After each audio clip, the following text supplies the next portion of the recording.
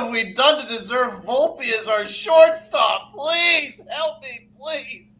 I beg of you, please. Bring in Caballero. I can't deal with it anymore. I can't deal with it.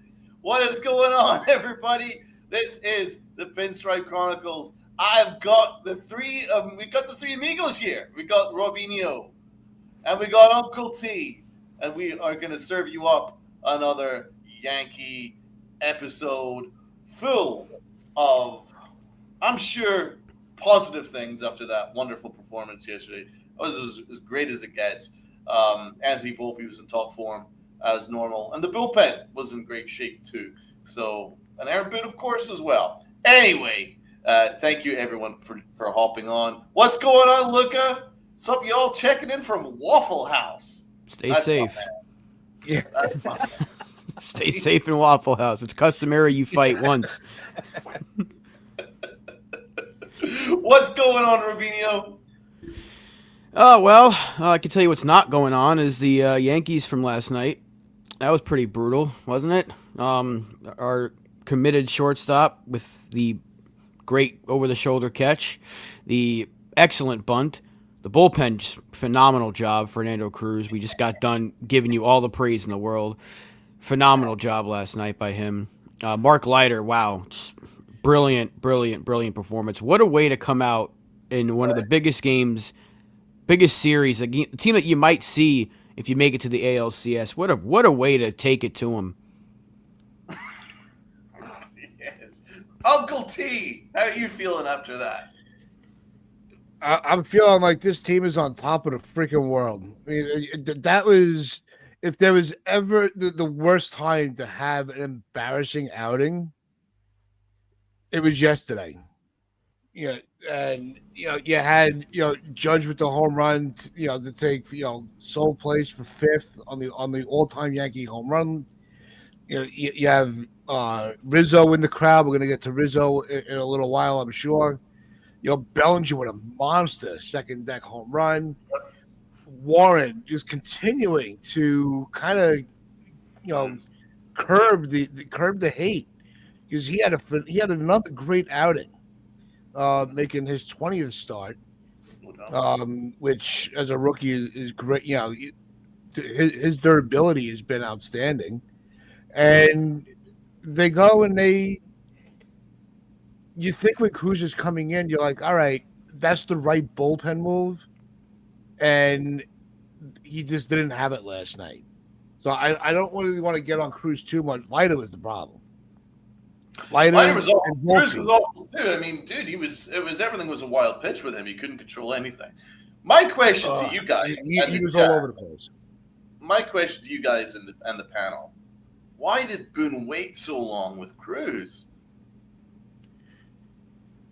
I don't know. He let him give up what, 5 runs? Smarter than all of us. Yeah, what was Cruz's line? 0 outs, so he didn't even get a third of an inning in. 2 hits, 5 earned runs, 3 walks.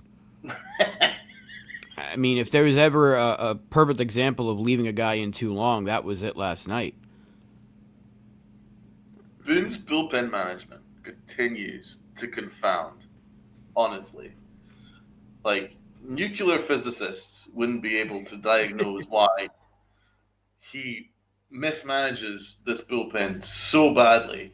He can't seem to get a tune out of anyone apart from Bednar. It's remarkable.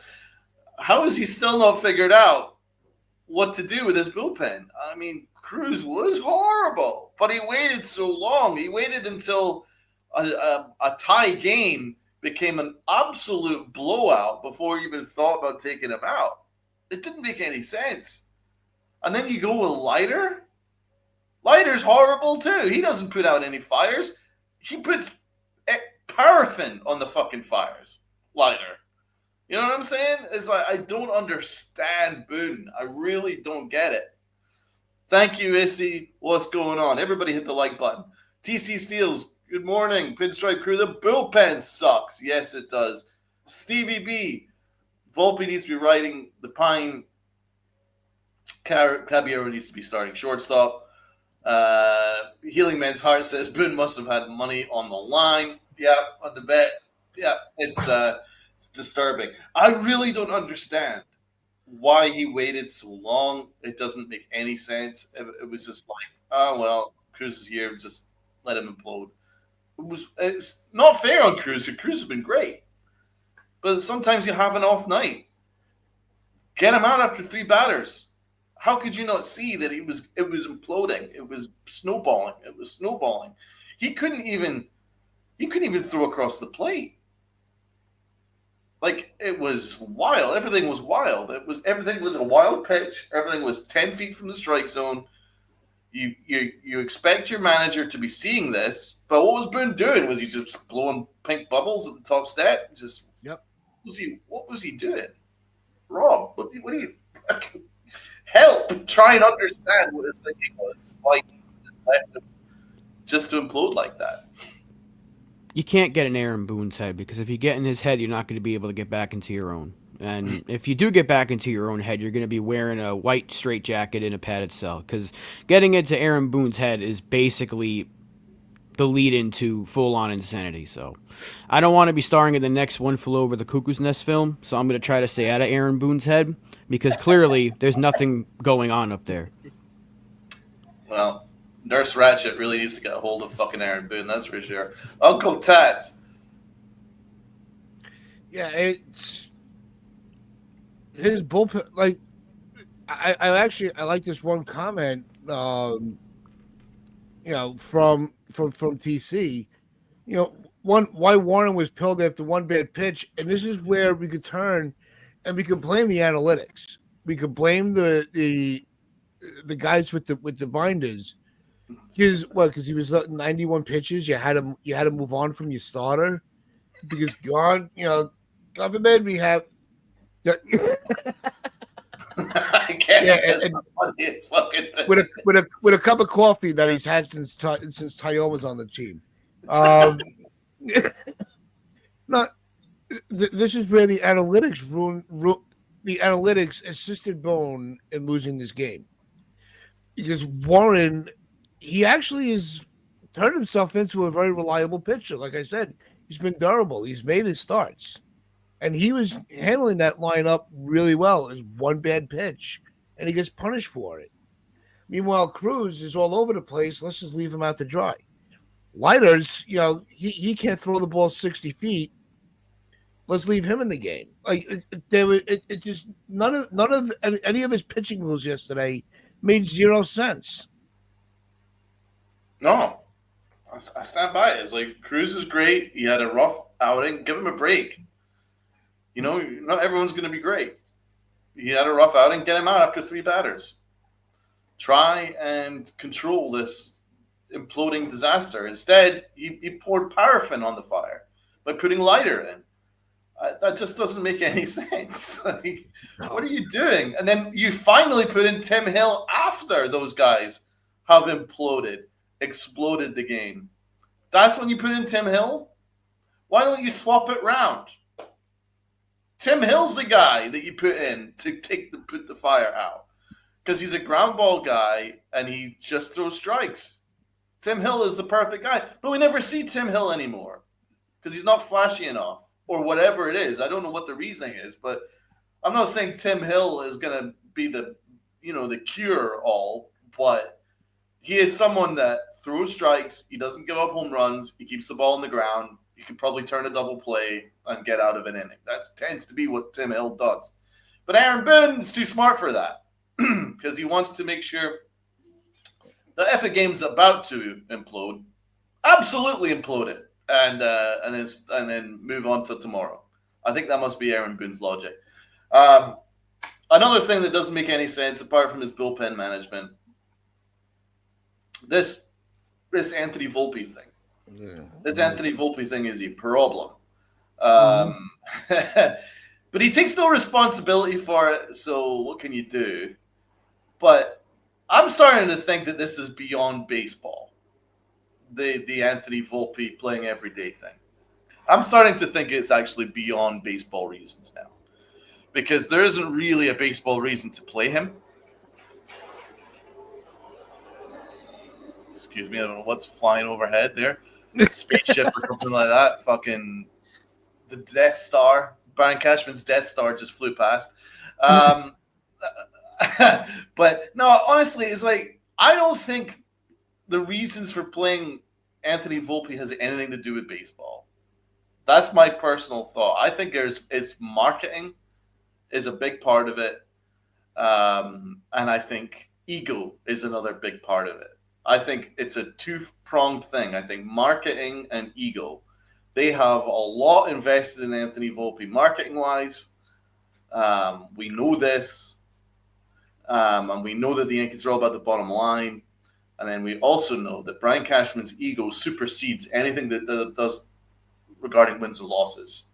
It was wins, losses, Brian Cashman's ego. Brian Cashman's ego is way above all that because he knows that he's going to look like a fucking idiot if Anthony Volpe gets benched. Because that little minute of him yelling at Joel Sherman will come back and bite him. He knows that. He doesn't want that. So he's going to try and ride this Volpe thing till the bitter end in the hope that he turns into even a mediocre baseball player so that Brian Cashman can be like that with his arms folded and going, now you can talk to me about my fantastic development. Because it's all about his ego. I really think that. Plus marketing. CBB thinks it's marketing. It's marketing. So, Rob, Uncle Tats, let's start with Rob. Which one do you subscribe to? Do you believe it's ego? Do you believe it's marketing? Or do you believe there's another factor to it? I think it's ego, because how can you even market him at this point? Because he's getting booed out of the stadium. He's trying to bunt, and he's popping him up. He failed to bunt 3 straight times, and the third one popped up, and he gets booed. He drops that.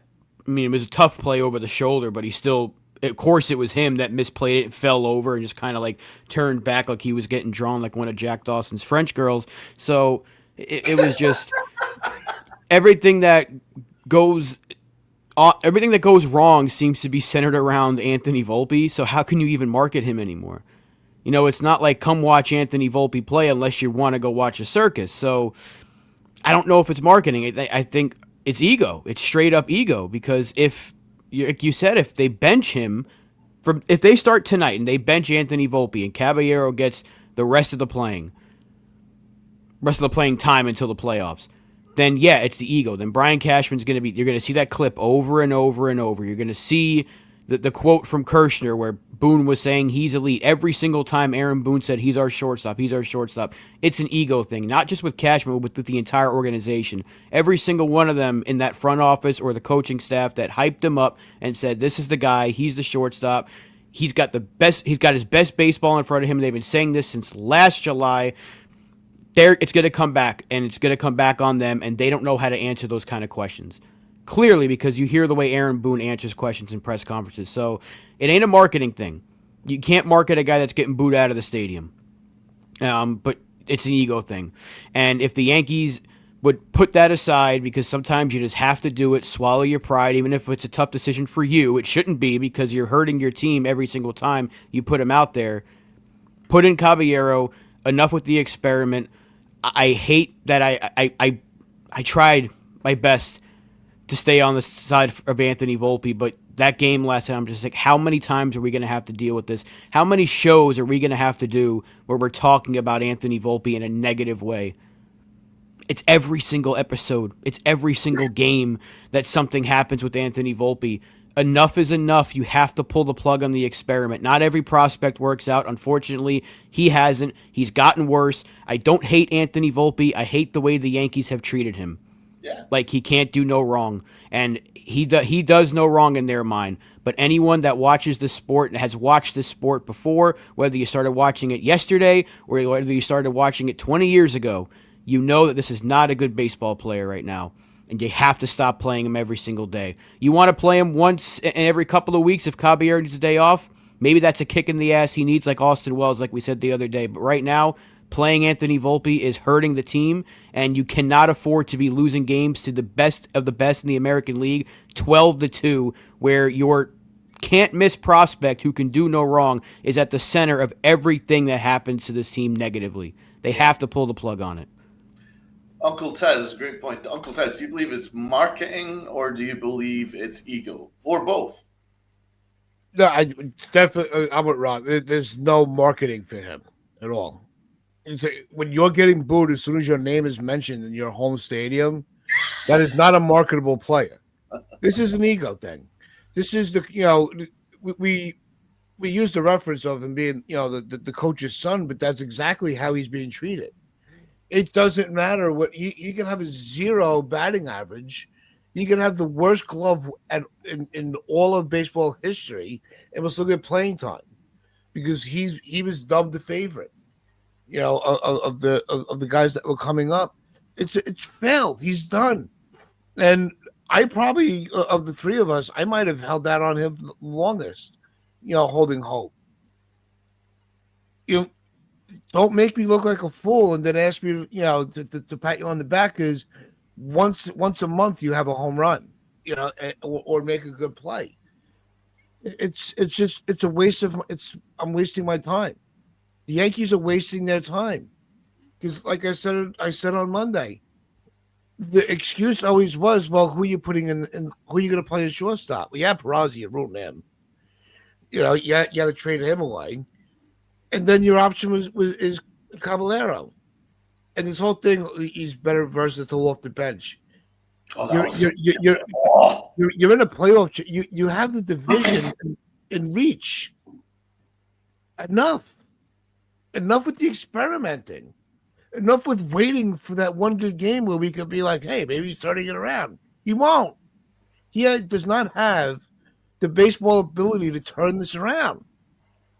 He's a failed baseball player. I'm sorry. That's the reality of it. He is good. Enough's enough. We got to win these games. To quote the indomitable Michael Scott from The Office, fool me once, shame on you. Fool me twice, strike 3. Honestly, but in Volpe's case, it's fool me 505 times. He's had like 500 at bats. The guy's fucking cooked. How can you not figure that out? He's cooked. But we've been saying this a number of times, right? I stand by he's a terrible baseball player. He's probably the worst everyday baseball player I've ever seen. Ever. He is awful. Absolutely awful. However, the Yankees have made him 10 times worse than he actually is. The Yankees could easily take some responsibility here and probably salvage something out of him. But they refuse to do it because of ego. So ego is a big part of this for sure. Their egos can't handle the fact that maybe their development system isn't great. And maybe their great white hope, Anthony Volpe, isn't who they thought he was. And all that yelling just makes the Yankees look horrible, and they look delusional, and they also look like they're gaslighting. So they can't admit that what they're doing with Volpe is killing this kid. What he needs to be doing is he needs to be benched. But really, mostly, I think what he really needs is he needs to be in AAA, and he needs some coaching. And he needs to strip, and we said this in the last podcast, and I stand by it. I think they need to strip him down to the bare bones and rebuild him, rebuild his confidence, rebuild his footwork. You see his footwork? He's flat. And when he throws, he's open. So when he throws, it's kind of always kind of like sidearm and wild. And the ball tends to float towards first base rather than getting any extra velo in it. Now, if I can see that, I don't understand why the Yankee analytics team can't see that. That's what the analytics is there for. Mm-hmm. Analytics freeze frames everything. Every single body movement, man, when you're playing on the baseball field is freeze framed with analytics, right? 10% of your body is doing that, right? That kind of shit. They close all that stuff down. Yankees are just like, we can't take any responsibility for anything, so just ignore it. Just shut it off. Even though it's quite obvious. The way that Volpe throws is not normal. It's it's not going to be conducive to good results because he kind of throws it kind of open like that. So it just kind of floats towards first base and bounces towards first base. That's wrong. His footwork, awful, horrible footwork, allows the ball to play him. That's something the analytics should be picking up on. That's something the Yankee coaching staff should be picking up on. But they won't do it because they can't take responsibility for anything. And then that's just defensively. We're not even talking about offensively yet. This is a guy that can't bunt. But we'll get into that later. But this is a guy that his hip swings open, and Paul O'Neill says it every single fucking telecast. And the Yankee analytics crew are just like, we're not taking any responsibility. Anything, you know what I'm saying? They've all got blinders on. It's not helping the kid. The kid is so much worse than he actually is. I don't think he's a good player, but I think you could find a decent platoon player out of him. He's got semblance of power. He's got a semblance of speed, but he's never on base. Partly because of his awful approach at the plate. He doesn't know what's coming. He's always out in front. You see when he swings and misses? Do you know the amount of times that he just waves like 2 or 3 seconds after the ball's been past him? But how about the amount of times that he's kneeling after he's swung and missed? He sometimes ends up on his knee.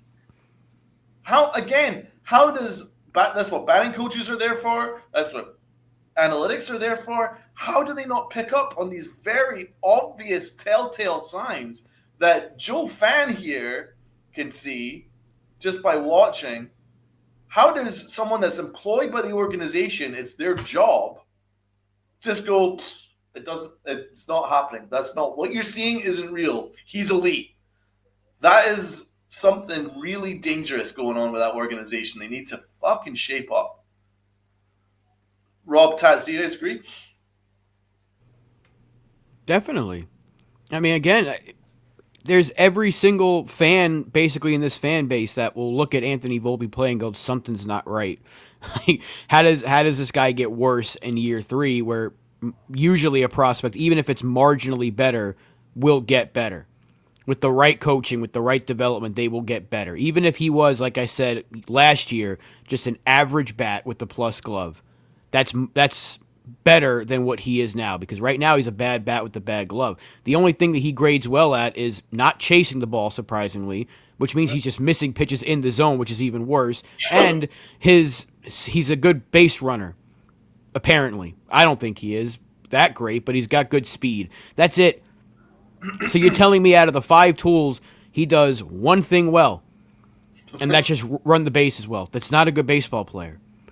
No. So anyone with eyes will tell you that something's not right here, and the Yankees are the only ones that don't want to admit it. You have reporters, you have other executives from other teams saying, yeah, I think they're going to move on from him. And yet the Yankees are like every single day, whether it's the manager or the GM or whatever, this is our shortstop. This is like, his best baseball's in front of him. Stop coddling the player. It's okay to say we think he's better than this, but we're going to work on it, and just sit him, because you're doing more harm by playing him every day than you would be by sitting him. Having him go out there and make a fool of himself and get booed by 40,000 plus every single night is far worse than sitting him on the bench for a few days in a row and playing the better player. Enough with trying to make a guy's feelings better. I'm sure he's doing fine in life. In fact, we know from Carlos Rodon's charity event, we know he's doing pretty darn well in life. So you know what? He can handle a couple of days off. Sit the kid. And stop with the experiment. Stop with the lying. Stop trying to gaslight us. There's a word that gets used a lot on here by Donald, and it's true. They're trying to gaslight us. They take us for fools. We're not fools. We watched this game for too long. Everyone in this chat has watched this game for too long. Everyone in this chat, everyone on this panel, everyone that's been associated with this channel or has one or on Twitter, whatever it is, can tell you this is not a good baseball player. And the only people in the room or in the world that think it is happen to be the team that employs him. So yes, that coach's son analogy, spot on, because you only see that in Little League where the coach's son, who's clearly the worst player on the team, is constantly playing and thinks he's better than everyone else. It's good to see Chris Isaiah in the chat. Great to see you, man. I hope you're doing well. Everyone's sub up to his show. What is this team hoping for? That he flips the switch during the most pressure time of the season? If Peraza was a backup, makes sense to start, but you have a legit option in Caballero. That's exactly the point. Yep. Exactly. They've literally got a legit option in Caballero. And it was honestly quite enlightening if you listen to Talking Yanks segment with Aaron Boone. They were kind of talking to him about that. You know, you've literally got Caballero sitting there, and Boone's excuse was, well, we like Caballero's versatility off the bench. I mean, that reasoning actually doesn't make any sense. For instance, you could start him at shortstop, but if you're desperate to have Anthony Volpe, well, I don't even know what Volpe would add, but because your son needs to get in the game, because it's Little League, if you want to put him in the seventh inning, put him in the shortstop, you can still move Caballero to another position. That doesn't stop him from moving into another position. So that versatility exists whether he starts or whether he's on the bench. So that is a nonsense excuse. And that's all that is. It's just an excuse. And that's all it is about the Yankees now. It's excuses. And the main reason that the experiment is over with Volpe is the fact that it's not like, you know, like Rob was saying, if he still had the bat and his glove was diminishing, you know, there's still a value to him to play every day. But he has diminished in every one of the tools that he came to the team with. Mm-hmm. Every single one of them has almost just about disappeared. You're right. So there's your sign right there that there's something seriously wrong. This is not a slump anymore. This is not a tough stretch of games. This is complete and utter just bottoming out. I mean, he is redefining the yips because he is better than what he's giving us. Yeah. I don't know what happened that he is it. You know, you can't blame the fans because the fans have been trying to. He got yankified, Tats. He got yankified, baby. No, it's another one of your words, and keep playing them every day. It's really malfeasance. It's the biggest mistake ever to play him every day. And I don't want to hear because it's year 3, the window. Yeah. John is right. He does look smug. I'm not going to say he's a punchable face, but he definitely looks smug, and that does annoy me. He looks very smug. He's got a very entitled look about him. Yes, he does. Yeah, and he's just a part. You know, I don't want to put everybody in one group, but it's a product of a generation. You know, and I don't want to lump everybody into one group, but he is part of that negative outlook on them. Boy, it's. That's unfair. I don't know, because look at Dominguez. He doesn't look entitled. That kid looks like he's desperate to get on the field, and they won't let him. And they're like around the same age. That's the other problem. But he's not related to the coach. It's like right. I mean, he's only been with the organization for how many years, and he can't even break through. You know, and Volpe got fast tracked, and they just continue to just go every wrong direction. But no, you know, we talk about tools of the game. I was joking with a friend of mine at work. I'm like, yes, this is tools of the game. He's playing with Fisher Price tools while everybody else is playing with, you know, Craftsman. You know, you got to know when you're not there. And I don't want to hear that because it's year 3. It's too late to send him down. The time to do it was in his rookie year or his second year. No, like you said, it came up in the show the other day. I think it was Donald that made the point. You know, they sent Senga down in Rob said in Queens. You know, and he's you know the ace pitcher, and they sent him down to get right in the middle of a playoff run. You know, they're trying to get their position and say, look, enough's enough. We got to get this right before it gets too late. Accountability. But the Yankees have they have the rose-colored glasses on for Volpe, and nope, we don't want to hurt his feelings. We already committed to him, so we got to stick with it. No, right. It's bullshit. And again, we know there's at least a solid, at best, baseball player there because we saw it in his first 2 seasons defensively. He wins a Gold Glove. Defensively, he was better in year 2. He has the 20-plus home run power. He has the 70-plus RBI potential. We've seen it. He has the ability to go the other way, to hit to the gaps, to get the ball in the air and use his speed to his advantage because we've seen it. It's there. And whenever it gets worse, the Yankees will never say, oh, well, we got to fix this. They'll say, well, it's just part of the game. Aaron Boone said it in that Talking Yanks interview. He's like, well, he had a couple of rough stretches, then he got hot, and then he was good on the road trip, and then he cooled off. It's like, stop with the excuses. Because statistically speaking, he is the worst player in baseball for the last calendar year. So, like, it's not a rough stretch like you just said, Tats. It's no longer a rough stretch or a rough patch, whatever they want to use. The corner is not getting turned. He's going backwards. And I've used this a few times on the show over the years. It's like when you're playing a video game in a racing game and you're going the other way. You're not you're driving backwards. Yeah, wrong way, and they're ignoring that big flashing wrong way sign. They're just like, I'm in first place. Look how far ahead I am. That's what you're doing, and that's what they're doing. So they can easily send him down, or they could just bench him, and that could send a bigger message than being sent down if we're being honest. But they don't want to do either one of those things. You can send him down and have your minor league coaches who are better than what you have right now at the major league level and have him work on some things. He probably didn't spend enough time in AAA. And you know what? We can't say that's the case because we were saying that it was the right call to start him. Hey, whatever. It's the year 3 now and he's been terrible. So why not take that chance? Just put him either back in AAA or bench him. But they don't want to play even if Caballero is like got a 700 OPS, that's far better than what you're getting out of it. The bar is so low to be better than Anthony Volpe that Oswald Peraza now with the Angels would be an improvement. And Peraza's still been pretty bad, but he's actually been a little bit better with the Angels. That's how bad Volpe's been, that anything, literally anything, would be an improvement over him. The bar is so low, and the Yankees are like, but that corner, though, that's all they're doing. Just waiting for him to turn that corner. He's never going to turn it. That will just magically happen. Tats, you got a good point there where he came in with a number of tools, and as each year passes, the tools are declining to the point where I can't even say that he has any tools. So that should be a pretty good tell, as you mentioned there, Tats. He was a good defensive player. I don't know what's happened there. His approach at the plate was better in AAA. But the Yankees have murdered it since coming up in the majors. He's like just strictly a pull hitter that is just constantly like trying to hit home runs all the time.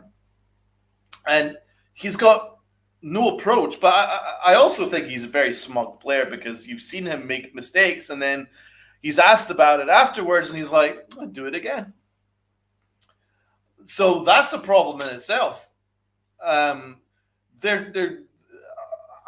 I think it's a mess. It's a complete mess. He needs to be in AAA, and there needs to be some serious coaching on this kid to strip it back. But the Yankees really want him to be his profile of hitter, which he is right now, and it's a mess.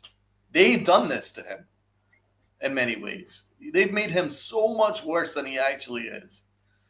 Yeah. I don't understand why Brian Cashman bothered to acquire Ahmad Rosario. I don't understand why he. You forget he's on the roster.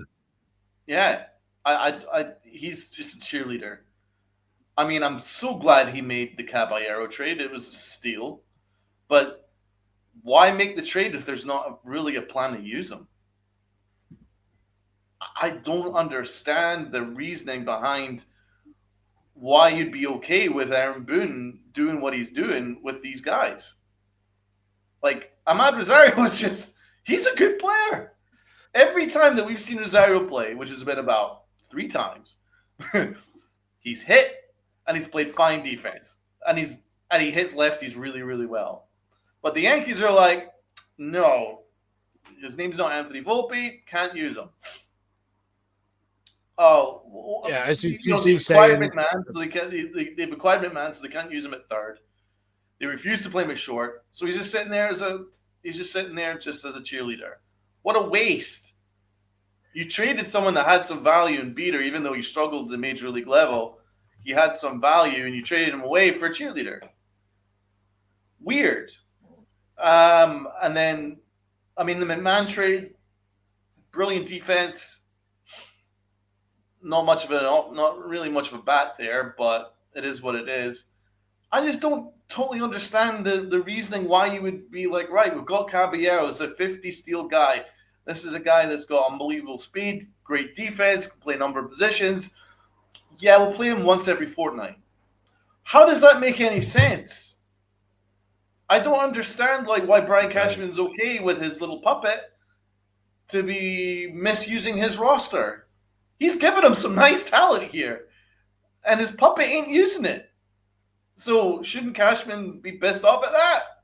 But no, because it's all in the defense of their son, Anthony Volpe. It's distressing. Two quick things. I want to move on from Volpe. He's exhausting to talk about. DC was saying he would make a good bat boy. No, he would drop the bat on the way up. He wouldn't be able to pick it up properly. That's how much faith I have in him to do anything right. And Chris was asking, do they trade him this offseason? We all know we could put money down on it in Vegas right now. We could bet our pensions. He's going to be the shortstop next season. They are not moving on from him.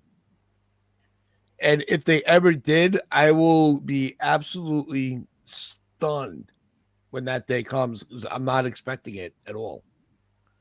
I wouldn't expect it. What about that bunt that he fucked up? Because that changed the game. I don't even remember. I think that might have been the first bunt he put down in his major league career. Well, it didn't go down. It went straight up. Put it to you this way: if there was a swear jar or a mistake jar for Anthony Volpe, it's overflowing, and that just added to it. You added another coin to the mistake jar. Could have paid Juan Soto with it. You could extend Cody Bellinger right now with that fucking mistake jar. I'll tell you that much. I'm on a roll today. It's just I don't know. I can't believe it. They're the only ones in the fucking room that don't see it, but we all see it, and yet they take us for morons. I don't know. There's 40 plus people in here that are all in agreement on the exact same thing, that this guy's just not good and it's hurting the team, and yet everyone in that organization thinks we're idiots.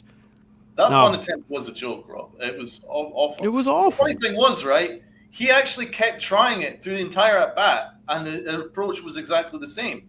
The way he handled that bat for that bunt, honestly, he looked like an alien had landed from outer space and has just been handed this wooden thing. And he just looked at it like, what do I do with it? He was doing with it. So when he was trying to bunt it, the ball kept shooting straight up. And he kept trying. I'm like, you're never going to get this bunt down because you don't have the technique right. How did you not? Oh my God, it's just absurd. He just kept trying it like, oh shit. Oh my God. Like, how do you not have any idea how to bunt? If your hitting profile is that bad when you're a 203 hitter and you don't know how to bunt at all, that's a problem. But why didn't Aaron Boone, who's standing there blowing pink bubbles in the top step, not see after the first try that the technique was all wrong and then just go fucking cancel, man. You're going to make it yourself look like a bigger idiot than you actually are. I don't know. But by the way, that fucked the inning because we had runners on first and second, nobody out, and we were in really good shape. And Anthony Volpe completely blew it, and then it just That's another problem, don't you think? The fact that they have him bunting, knowing that what does that tell you? He's not hitting. But no, keep playing him every day. His best baseball's in front of him, but you have the guy bunting in one of the biggest spots. Usually you do that when the guy's not hitting. Like, hey, just drop a bunt and maybe you beat out the throw because he's got the speed for it. But you don't do that if a guy is, hot at the plate.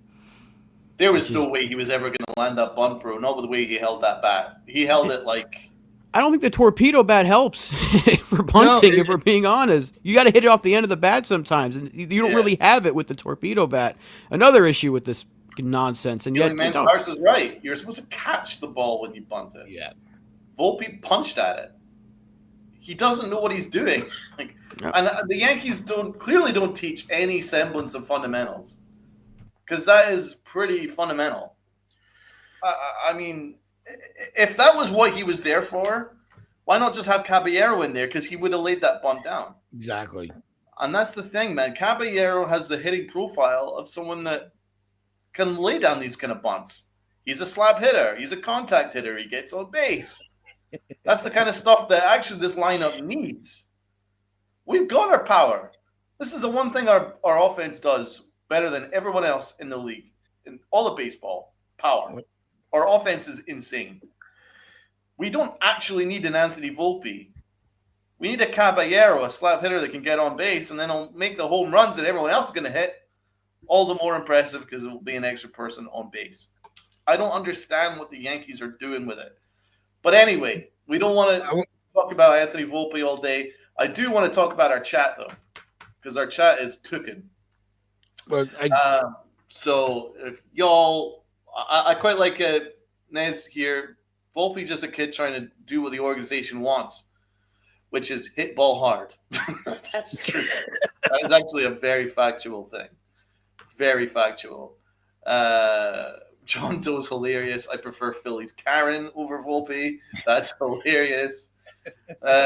Lou, AAA for what? Just get rid of him. Well, I mean, AAA might, I don't know, but they might have coaching, because there's no coaching in the major league level. So I'm just hoping that someone might be able to get a hold of him.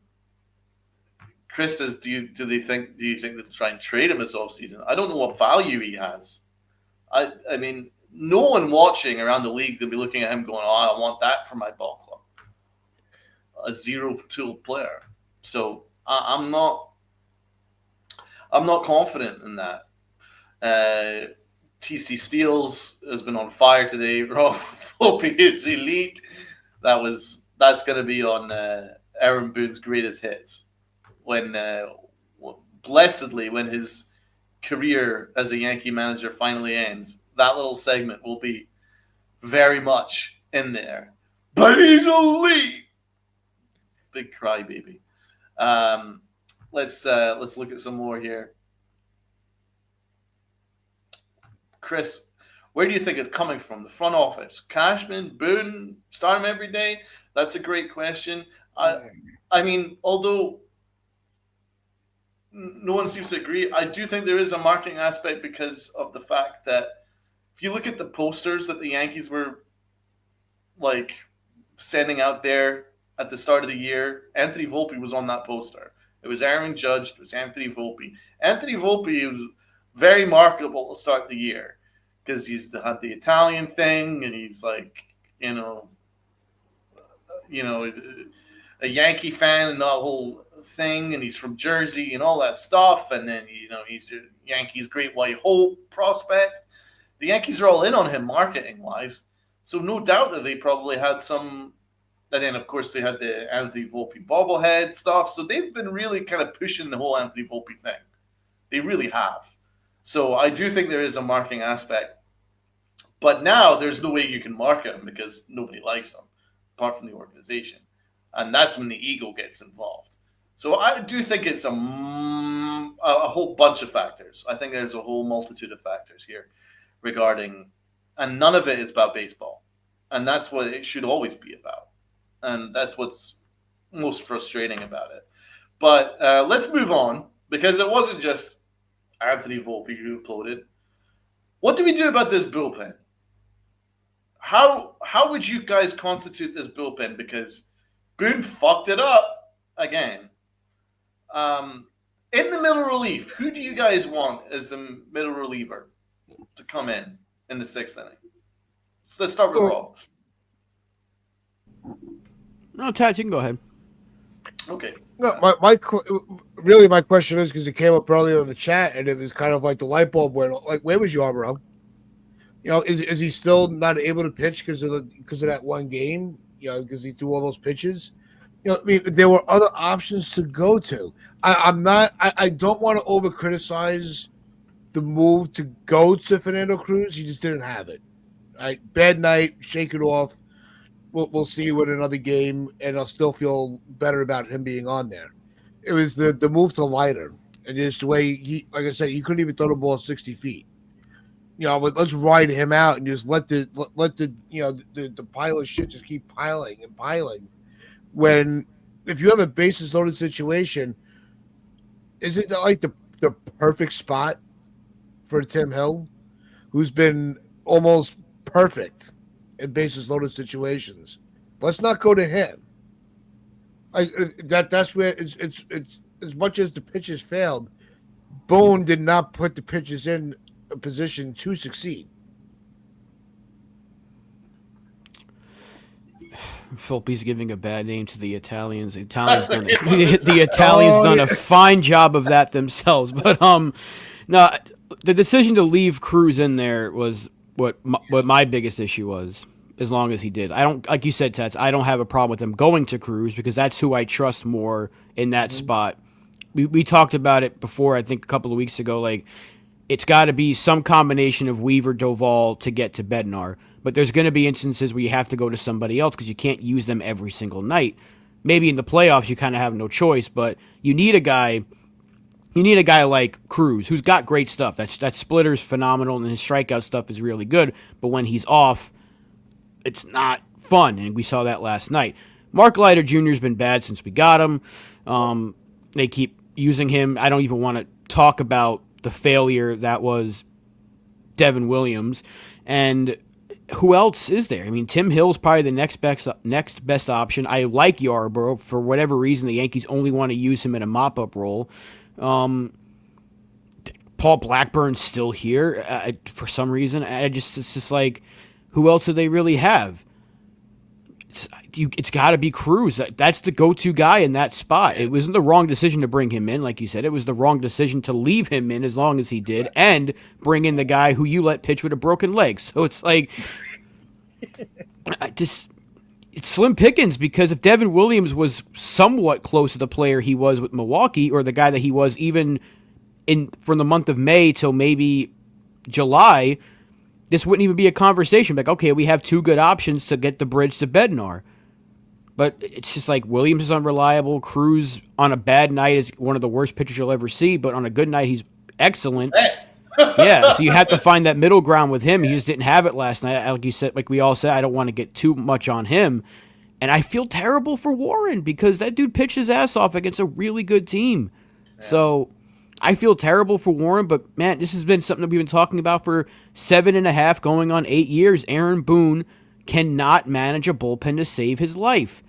He either waits too long or he takes you out at the first sign of trouble. And case in point last night, like you brought up earlier, Tats, Warren has one bad pitch at like 90-something pitches. Goodbye. Fernando Cruz lets the first three guys get on base and gives it the lead. Stay in there. And you know what? I'm going to go to the even worse pitcher to get you out of this mess. And he leaves him in there too long. So it's like, that's why the allegations that he's just a pawn to the analytics isn't going away with him, because you almost have a feeling that 24 hours ago, Mike Fishman and the analytics crew were like, tomorrow, the pitchers that you have available to you is X. It's Leiter and it is Cruz. So ride them out. And that's what Aaron Boone does. It's like he doesn't deviate from it, because how could he possibly justify keeping Cruz out there to implode? You just kept him going. Like, you just waited. Like, what were you waiting for? What is it that you were waiting for? But that would have been his lane. That was his day. It was Cruz's day. And I think all this is pre-decided 24 hours prior. Yep. I really think that. Yeah, I think the use of Leiter, I think he was going to be used regardless. Yeah. But like your first, like my gut instinct as I'm listening to the game, it's Warren at 91 pitches, and they go to Cruz. And my first instinct, I'm like, wow, Boone's taking this game seriously. He's Yep. not messing around.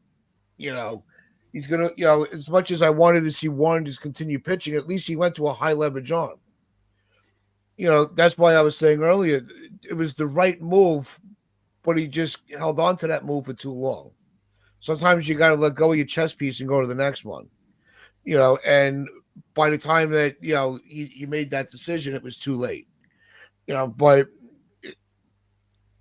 leave it to Boone to not allow himself to deviate from the script that was previously written of which you guys were going to, because it's that stupid bullpen budget that they show on TV all the time. There you go. And that's what I'm saying. Where was Yarbrough? When is he going to be available to pitch again? I would have rather than brought Yarbrough in after Cruz. Like I said, going to Cruz was the right move. It was ineffective, but it was still the right move. Yarbrough or Tim Hill should have been next up. I agree. I think it was Tim Hill purely because he tends to get the fires out because he's a ground ball guy and he doesn't allow any hard contact. That's kind of the ideal guy that you put in to put the fires out. But Aaron Boone, obviously, it wasn't in line with their lanes and all that stuff. So Leiter comes in. Leiter's not the answer. He's just as wild as Cruz, as proven. If the right moves are being made, if the right names are being called on, you just, it's easy to just swallow it and be like, all right, it was just, that was a tough loss. They would just, it was their day. But Boone's got to stop handing these games away using the low leverage arms and high leverage spots. Right. That's Boone's, we got a whole, we have a binder as big as its excuses of all of his flaws. And that's his biggest flaw, is he does not read the room properly. He does not read situations in baseball as well as everybody thinks he does. Oh, he has no idea. He thinks they keep talking about the generations of baseball, but look, I could have my grandfather, and my father could have been truck drivers. It doesn't make me a truck driver. You know what I mean? Like, not everything is automatically inherited and passed down. So maybe he's more like a taxi driver than a truck driver. Because he'll weave in and out of everything and just hope that he doesn't crash. My mom and dad are musicians, and I'm an angry sports fan. So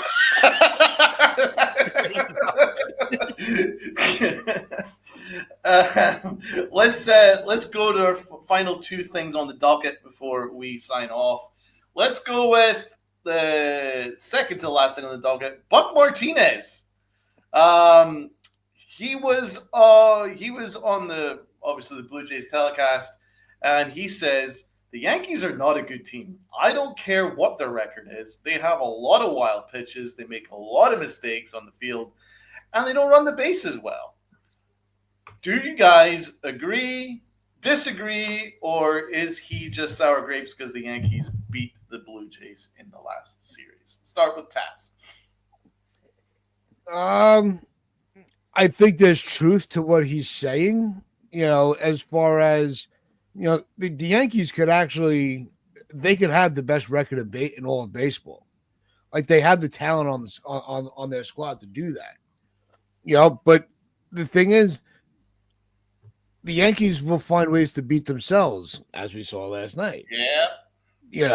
As we see every time that Volpe's in the lineup, there's a chance that the Yankees are going to beat themselves, because you just have to wait for that era and let the floodgates open up, and there you go, game over.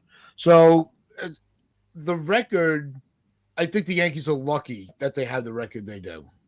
I agree. But I still think they're a great team. They have the players. It's just the way that they're run. That's what gives them, the record. He also said the question of the credibility of them comes into question. Yeah, he also said, that if the Yankees don't hit home runs, they don't really have a chance to win.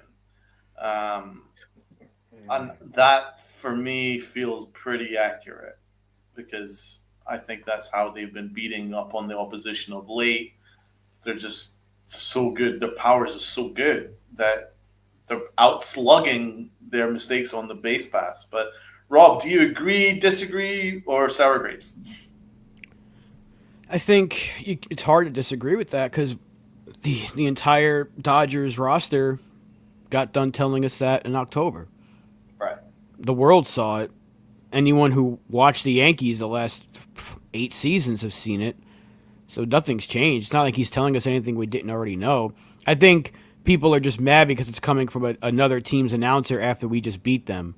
Yeah. You know, if that was now, think of if the roles were reversed and Michael Kay said that about the Blue Jays, people would be coming for his gigantic head. So, somewhere Michael, you're on fire today, man. Somewhere Michael Kay just heard me say that, and he's already read. He's like, I can't believe what that fan just fucking said. No, he's not telling us anything we didn't already know. We are too reliant on the home run. I love the home run. It's what wins in October, but if you don't get anybody on base and you can't field the ball properly and you can't even get yourself out of one jam, how can you disagree with what he's saying? I think it's just because it's a rival team.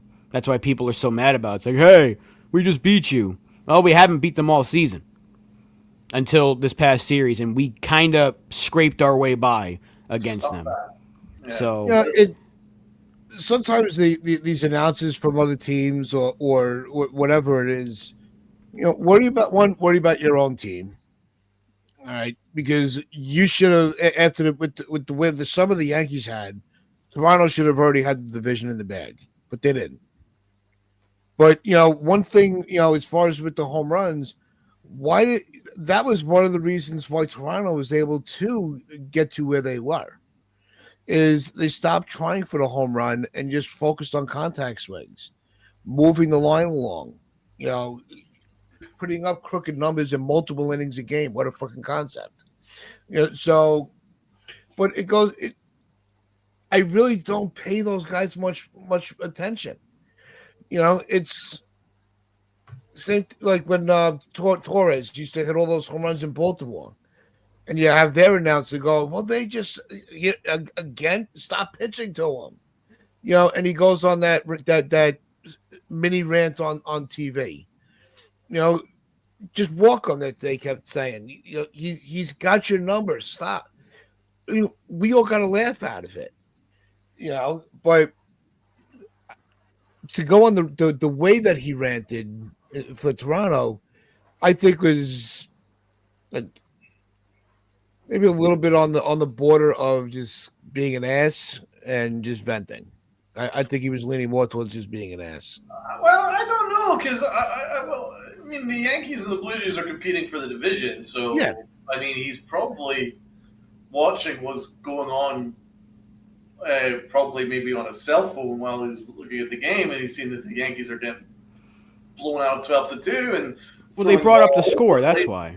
And he was sort of like, this team's not that good. Like, he's probably a little bit frustrated that the Blue Jays didn't beat them in the last series. Sort of like, come on, this team isn't that good. You should have beat them.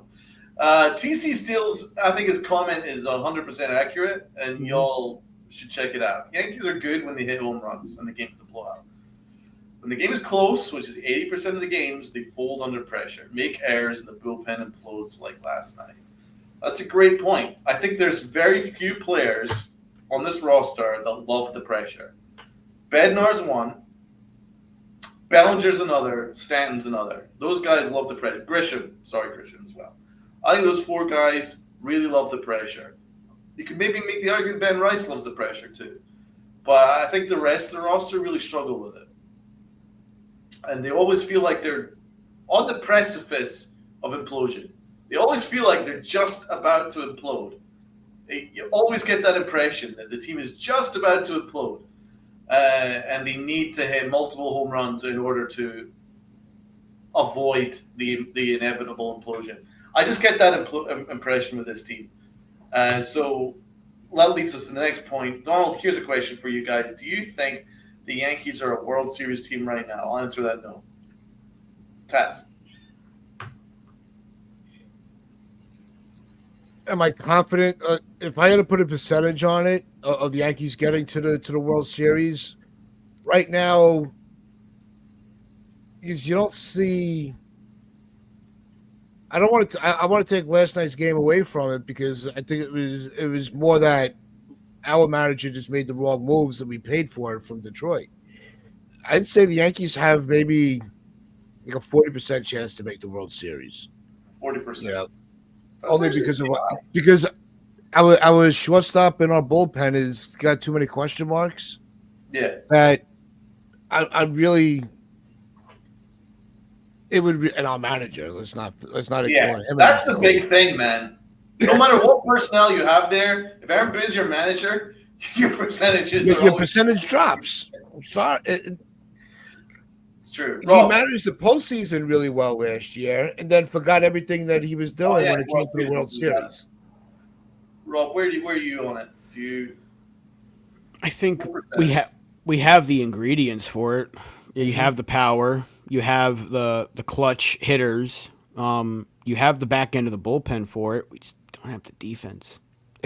And if they make one simple move, they might have the defense. But the guy that's holding us all back is still the manager of this team. So I think they can be. I think they should be. But there's a lot of things preventing them from being that team, and we've seen the evidence of that for 7.5 seasons now. It's the idiot that's in the not the bullpen, the dugout. Yeah, I would say that there's a very much the ingredients are there, and with a better manager, with Caballero at shortstop, the odds would increase exponentially. I do believe that, but My prediction would be from 40% to 60% if they made that move. Oh yeah, absolutely. I agree Yeah. with that too. It's not that I don't think this team is very good. I think this team is very good. So that's one aspect of Buck Martinez that don't agree with, is that I do think that the talent is there. This is a very talented team, and they always look like they want to do something special, but they also look like they want to shoot themselves at this in the foot at the same time. It's always like they're battling themselves at the same time, in these close games. And you never know what's going to show up because they're either just going to go and do something spectacular, or then they're going to go and do something spectacularly stupid, which we saw yesterday. I've never seen the amount of implosions that I have this season. So that says to me that this team isn't a World Series team. You can't implode this amount. We've imploded probably about a dozen times already this season, at minimum. And I can't think of too many great wins. So this team doesn't feel like a World Series team, I have to be honest. Now, the last thing on the docket before we sign off, let's say a good, kind word to our man, Anthony Rizzo. Rob, are you saying that he's now going to be retiring and he's now going to be an ambassador for the Chicago Cubs? Yeah, it was just announced earlier. He's officially retiring as a Cub, and he will be an ambassador for the organization. So congratulations to him. That's awesome, man. It was cool to see him in the stands yesterday, crushing beers with a kid. I do think we need to at least acknowledge that Judge passed Berra for the top 5 of the home run list. I mean, that's a pretty significant thing.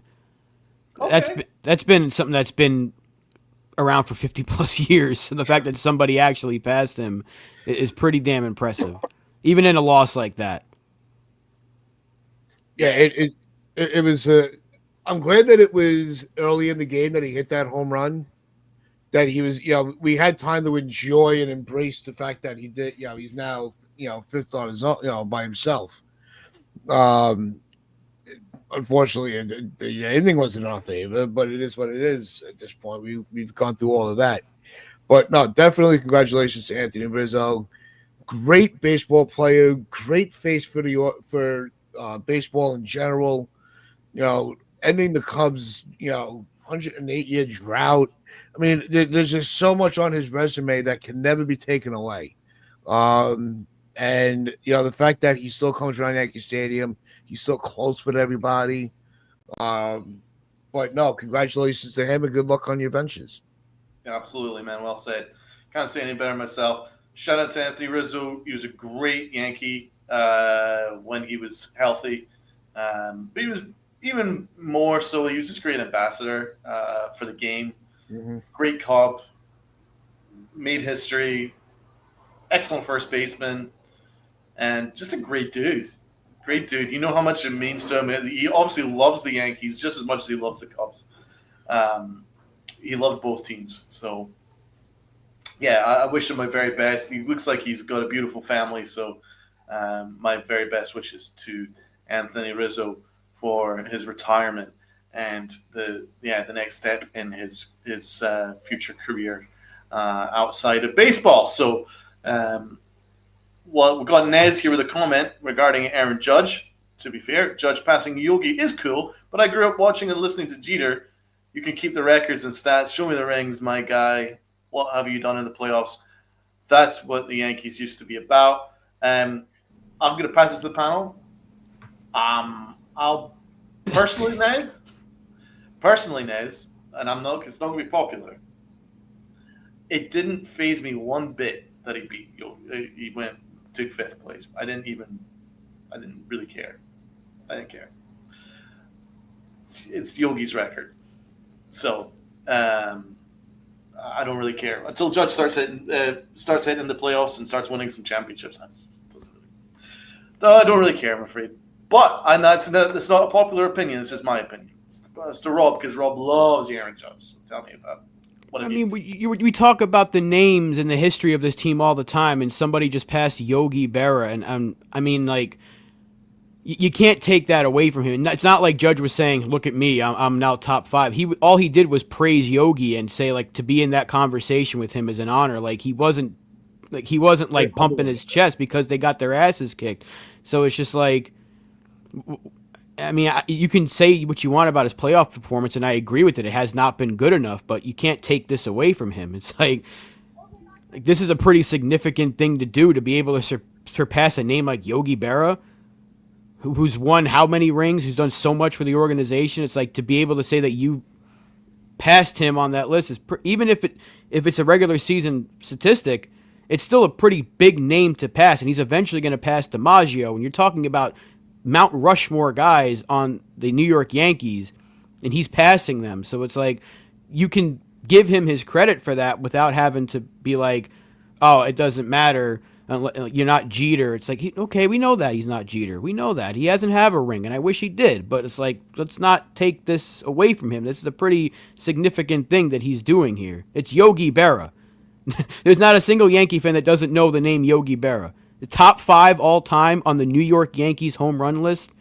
Let's not take that away from the guy. That's fair. That is fair. Okay, Tats. Yeah, no, I think it is a big deal. You know, this is the guy that he's the face of our organization. He's the captain of our team.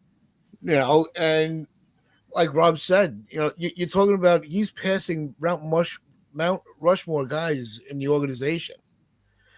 So yes, he still has that championship hurdle to get over, but it's not like it's his final year. So there's still time for him to get that. It took a couple years for A-Rod to shake the postseason, you know, bumps, and he delivered in 09 brilliantly. But just because he hasn't won that or had that postseason that we've been wanting, let's not just ignore all the other accomplishments that he's also achieving. I think it's only right to his ability to give him the acknowledgement, especially when, you know, Berry's got 10 rings. No, I don't think a Yankee will ever reach that. You know, like that's one of those, you know, we talk about unbreakable records all the time.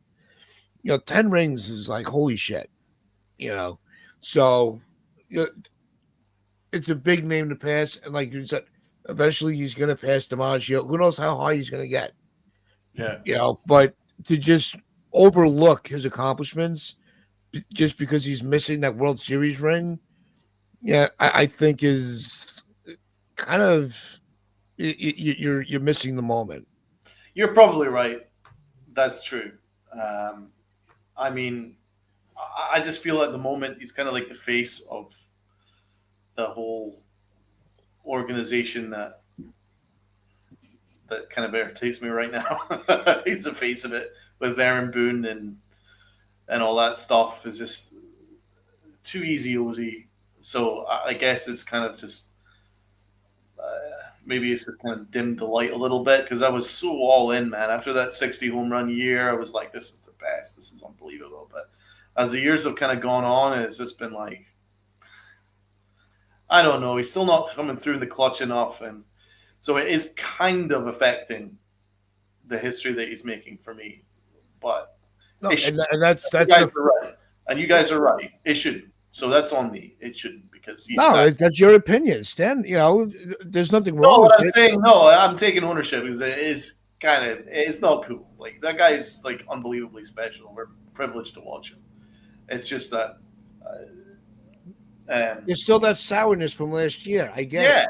And every playoffs in general, basically, for the last maybe like 4 or 5 years where he's been bad. I get it. Trust me, I'm not excusing him for his playoff performances. As much as I love Aaron Judge. I'm not going to be like, oh, he should be forgiven. No, if with him being Aaron Judge, we probably win a World Series last year. If he was his usual self, we probably have at least one ring in his era right now, the Judge era, if we want to call it that. But we don't, and he's been a big part of that. But at the same time, without him, this team is not a playoff team. This team is barely watchable.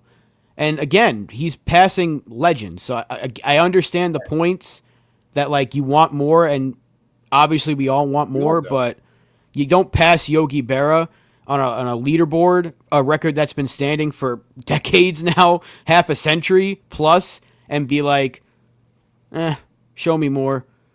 It's not an thing to do. Because, again, we talk about, this is a team that talks about its history a lot. They celebrate it every single year. We hear about the history of this team. So, I mean, World Series. You know? Right. So, I mean, this is a pretty special name. It's not like he's passing Josh Donaldson on some sort of list. He's passing Yogi fucking Berra. So I feel like this is a pretty significant thing, even in a game that we got demolished in. Yeah. No, shout out. It is an amazing achievement. And I definitely take both your points on board, and you're probably spot on. Right, well, let's finish off the show by handing it over to Uncle T. Round it off, my man. Good, and we hope that everybody did enjoy the conversation and enjoyed the chat as well as we did. You guys are the best. But with that, make sure you hit that like button, hit that sub button, share this out, your friends, your family. This change is on the corner.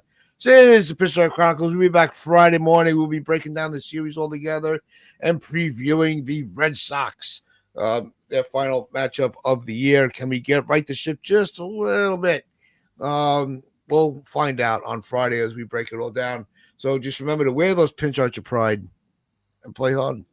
Play harder than Volpe does.